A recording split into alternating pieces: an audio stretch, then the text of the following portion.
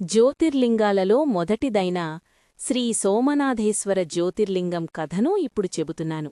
పూర్వకాలంలో దక్ష ప్రజాపతి తన 27 మంది కూతుర్లను చంద్రుడికి ఇచ్చి వివాహం చేశాడు.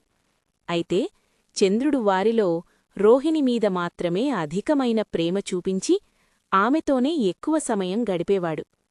ఈ విషయాన్ని గమనించిన మిగతా భార్యలు తీవ్రంగా బాధపడి తమ తండ్రైన దక్ష ప్రజాపతికి ఫిర్యాదు చేశారు.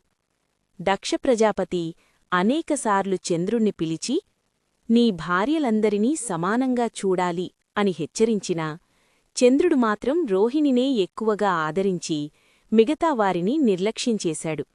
దీంతో దక్ష ప్రజాపతికి తీవ్రమైన కోపం వచ్చి చంద్రుణ్ణి శపించాడు. నువ్వు క్షయవ్యాధిగ్రస్తుడవై రోజురోజుకీ క్షీణించిపోతావు అని. దక్ష ప్రజాపతి శాపంతో చంద్రుడు శక్తిని కోల్పోయి తీవ్రంగా బాధపడుతూ సౌరాష్ట్రదేశానికి వెళ్లి పరమేశ్వరుని కోసం ఘోరమైన తపస్సు చేశాడు.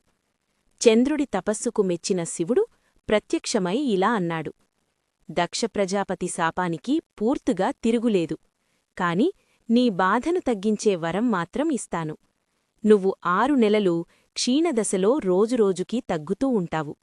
తరువాత 6 నెలలు సంపూర్ణ ప్రకాశంతో కళలతో నిండిపోతావు. ఈ 2 దశలనే కృష్ణపక్షం మరియు శుక్లపక్షం అంటారు. శివుని వరంతో చంద్రుడు ఎంతో ఆనందించాడు. అప్పుడు చంద్రుడు భక్తితో శివుణ్ణి ప్రార్థిస్తూ, ప్రభూ, నిన్ను నమ్ముకున్న భక్తుల కోసం మీరు ఇక్కడే నివసించండి అని వేడుకున్నాడు. చంద్రుని ప్రార్థనను స్వీకరించిన పరమేశ్వరుడు అక్కడే జ్యోతిర్లింగ రూపంలో కొలువై ఉన్నాడు. అలా ఆ రోజు నుండి సౌరాష్ట్ర ప్రాంతంలో, నేటి గుజరాత్ రాష్ట్రంలో ఉన్న సోమనాథ క్షేత్రంలో శ్రీ సోమనాథేశ్వర జ్యోతిర్లింగం అవతరించింది.